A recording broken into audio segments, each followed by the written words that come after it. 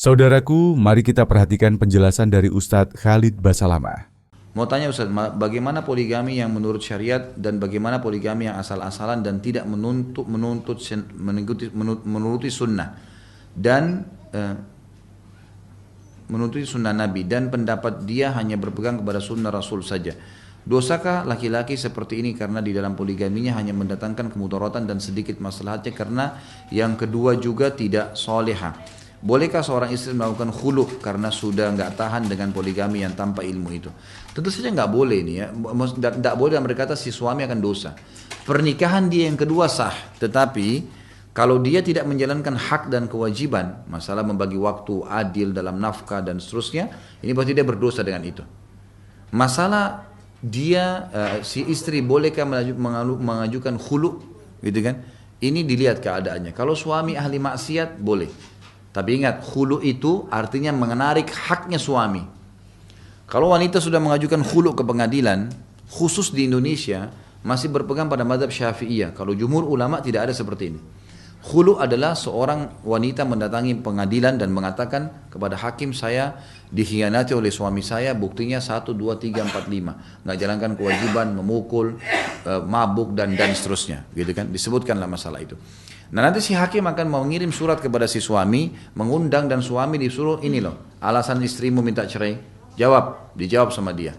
Datangkan bukti-bukti. Nanti dari 2, 3 kali, 4, 5 kali pertemuan, nanti hakim akan ambil kesimpulan siapa yang salah, siapa yang benar. Kalau si istri yang salah, cuman asalnya sudah tidak suka sama suaminya, atau memang tidak ada alasan syar'i, atau memang juga dia sudah dijanjikan oleh laki-laki yang lain, atau, gitu kan, maka si hakim akan mengeluarkan surat namanya tolak bayin sugro. Perceraian bayin tapi sugro, kecil. Apa itu cerai bayin? Ada dua dalam Islam ya. Ada cerai raj'i, ada bayin. Raj'i itu yang masih bisa kembali, rujuk ya.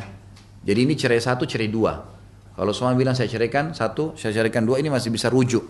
Selama masa iddah 3 kali masa haid boleh kembali tanpa nikah. Boleh kembali tanpa nikah, saling maafin, berhubungan biologis sudah. Selama 3 kali masa haid masih boleh. Kalau lewat dari masa 3 kali masa haid harus nikah baru, seperti baru pengantin baru. Kalau tolak bayin sudah 3 kali diucapkan kalimat cerai, si suami istri nggak boleh bersatu lagi kecuali si mantan istri nikah sama laki-laki lain dan pernikahan normal terjadi perceraian dengan suami kedua bukan direkayasa, maka terbuka variabel kembali dengan mantan suami pertama. Ini namanya tolak bayin. Tetapi dalam mazhab Syafi'iyah ada hukum tersendiri. Khusus bagi perempuan yang mau khulu, mengajukan perceraian di pengadilan dan hakim mengambil kesimpulan dari keluhan-keluhan yang satu sama yang lain ini, ternyata si perempuan yang salah, maka hakim akan keluarkan tolak bayin sugro, sebenarnya sama dengan tolak raj'i, gitu kan?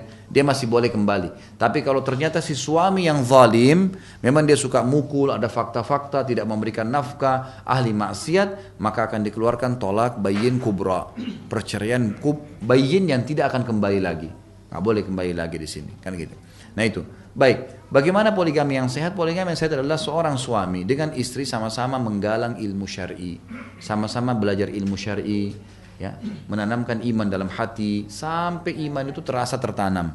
Belajar ilmu demi ilmu sampai kita ini merasa memang akhirat target kita, ya. Kita sudah merasa hidup kita ini harus semuanya dari bangun tidur sampai tidur semuanya agama. Itu poin. Itu akan membuka hati kita menerima hukum Allah diantaranya poligami. Sama dengan orang jihad, sama dengan sholat malam. Itu butuh juhud, butuh upaya. Yang mendorong kita mau melakukan itu karena keimanan, gitu kan? Maka si suami merangkul istri sama-sama untuk melakukan hukum ini. Kan itu. Si istri yang terlibat dalam poligami sehat suaminya, dia akan panen semua pahala dengan istri yang baru. Misal nafkah, perhatian, tempat tinggal dan seterusnya, dan dia akan panen karena dia penyebabnya. Dan di sini si suami harus berperang aktif, berlaku adil dan mempertemukan antara mereka sehingga terjadilah rumah tangga yang harmonis. Ini kalau kita tanya yang ideal. Karena Nabi SAW mempertemukan di antara mereka berjalan sama-sama sampai pernah satu kali istri-istri Nabi bersama-sama berada di satu tunggangan unta. Sampai kata Nabi SAW waktu untanya lagi bergerak, gitu kan? Hampir saja istri Nabi SAW sempat bergerak mau jatuh, kata dia, ya, hati-hatilah dengan botol-botol kacaku. Gitu. Nabi SAW mengistilahkan istrinya dengan botol kaca yang hawar itu nanti kalau jatuh malah bisa pecah. Jadi seperti itulah. Nah ini poligami yang sehat. Makanya saya sarankan kalau kepada bapak-bapak maka dia harus bisa merangkul istrinya. Jangan sampai membangun rumah tangga baru merusak rumah tangga lama. Harusnya bisa dia harus berperan aktif. Anda kalau punya perusahaan mau bangun buka cabang perusahaan baru, bagaimana kalau administrasinya masih kacau? Terus buka baru, bukan tambah pusing? Tambah pusing. Awal buka restoran baru, toko baru, namanya baik. Oh hebat ya buka toko baru. Tapi setelah itu hitung-hitungannya akan jadi kacau semua tuh. Karena memang masih kacau dari awal. Tapi kalau sistemnya sudah rapi, mau buka 1000 cabang pun kan kita gampang, sistemnya sama, gitu kan. Tapi seperti itulah kurang lebih gambaran rumah tangga. Kalau mau yang sehat harusnya begitu.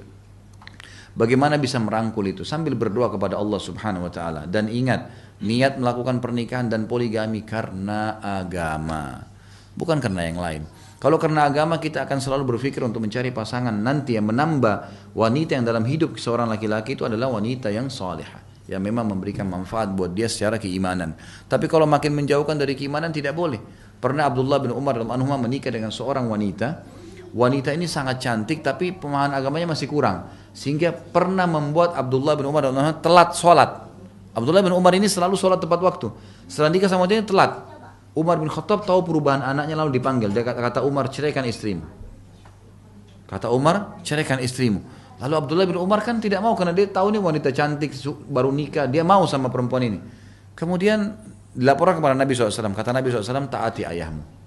Karena Nabi tahu dari wahyu ini perempuan memang mengubah hidupnya menjadi lebih buruk. Ini jangan. Banyak laki-laki begitu, poligami salah, poligami sama pelacur, poligami sama perempuan yang tidak benar, belum tutup aurat, ini salah ini. Gitu kan? Sembunyi-sembunyi, kenapa harus sembunyi? Bahasakan baik-baik. Gitu kan, santun. Oh tidak bisa terima karena belum paham aja. Coba terus berdoa, fahami. Mungkin Allah juga melihat.